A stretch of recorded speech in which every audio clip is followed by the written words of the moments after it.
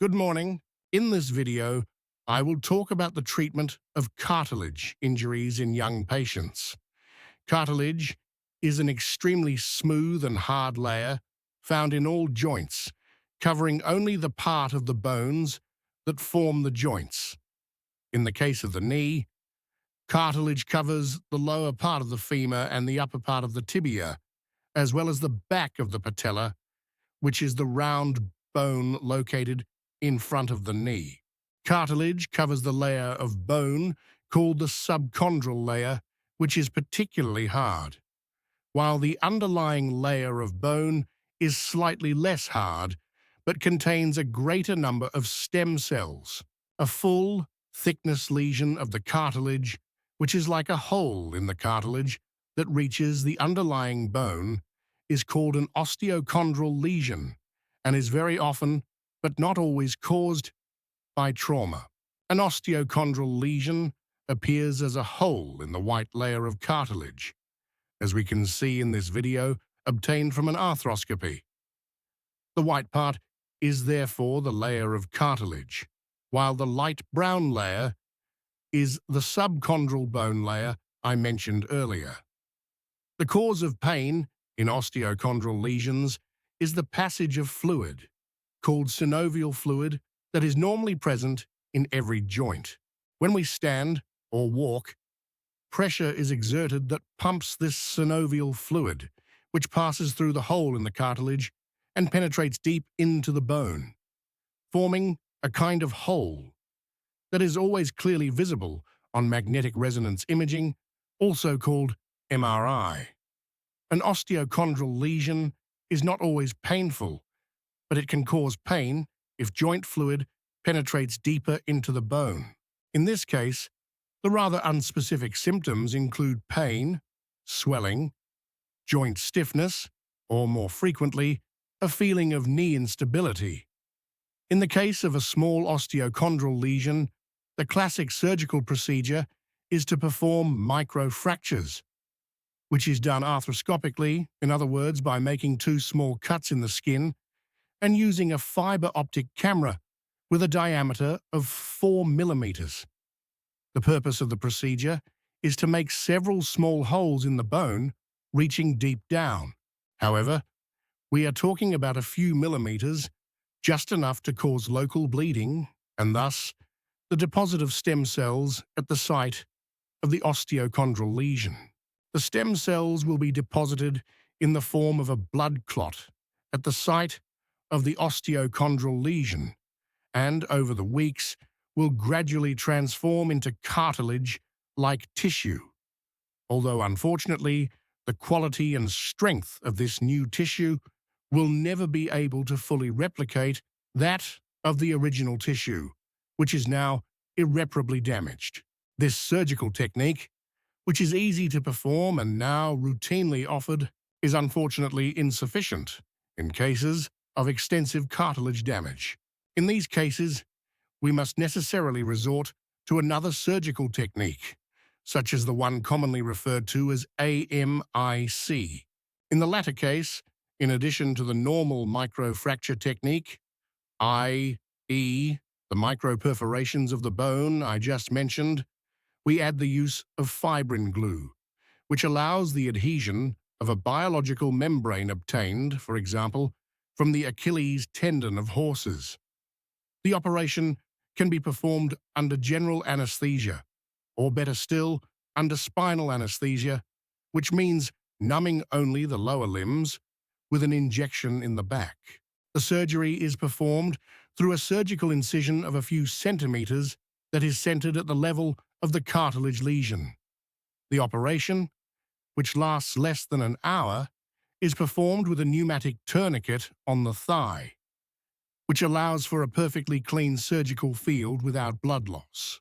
The incision then extends into the deep, soft tissues until it reaches the joint capsule, which is cut, as we can see here.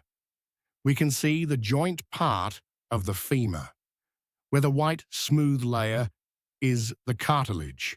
In this case, we have identified and then removed a synovial fold, which is a band of excess tissue that sometimes cannot be identified by magnetic resonance imaging, MRI, and sometimes causes knee pain.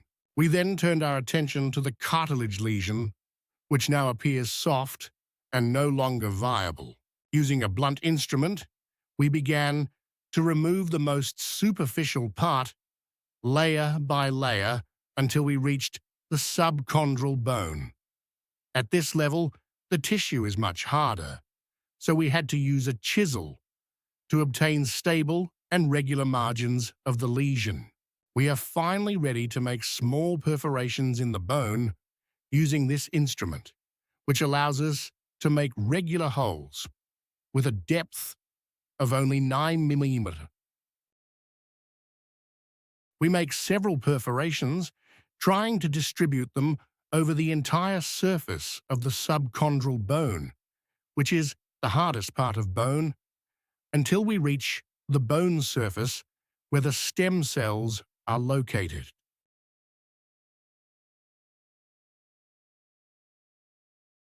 The final part of the operation involves the use of a biological membrane that must be cut to the size of the lesion.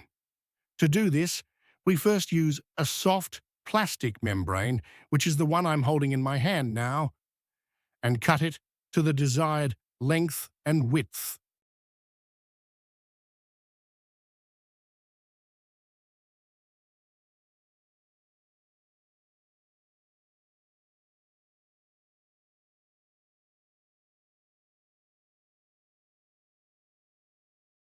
After several attempts, we finally managed to obtain a perfect copy of the lesion to be covered.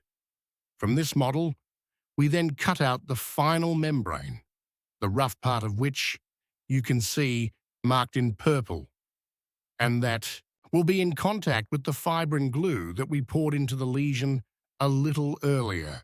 The membrane has a dual function.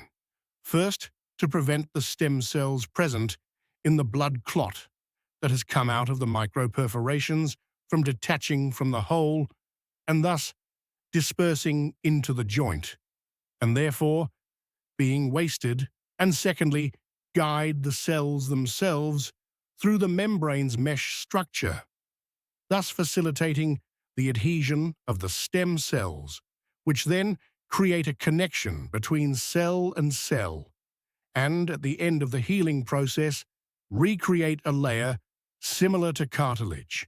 After waiting a few minutes for the membrane to adhere firmly to the underlying layer of fibrin glue, we close the wound layer by layer, using a resorbable thread.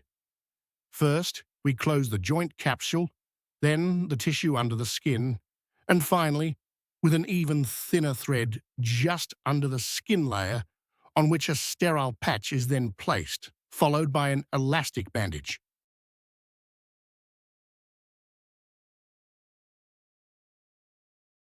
After surgery, weight bearing is usually only partial for the first 2 weeks, which means around 20 kilos of weight can be placed on the knee.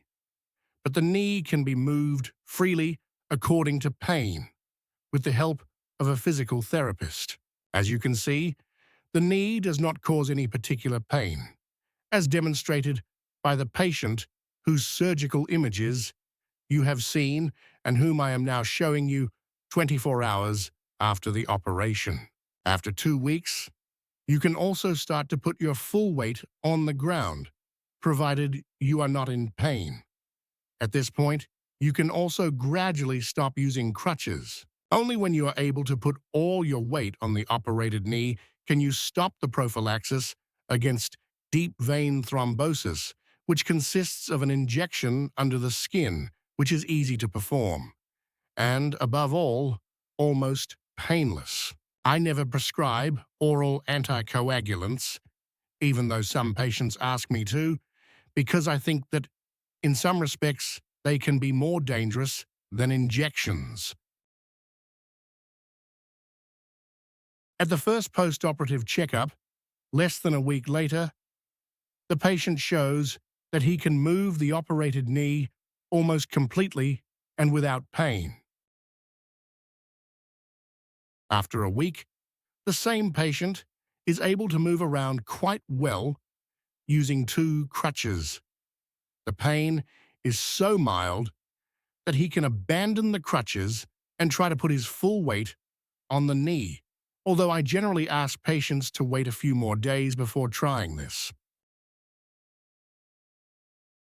The operation obviously has various risks and complications that you will need to discuss with your surgeon. These include infection, deep vein thrombosis, persistent swelling of the knee, residual stiffness despite physiotherapy, or failure of the pain to improve.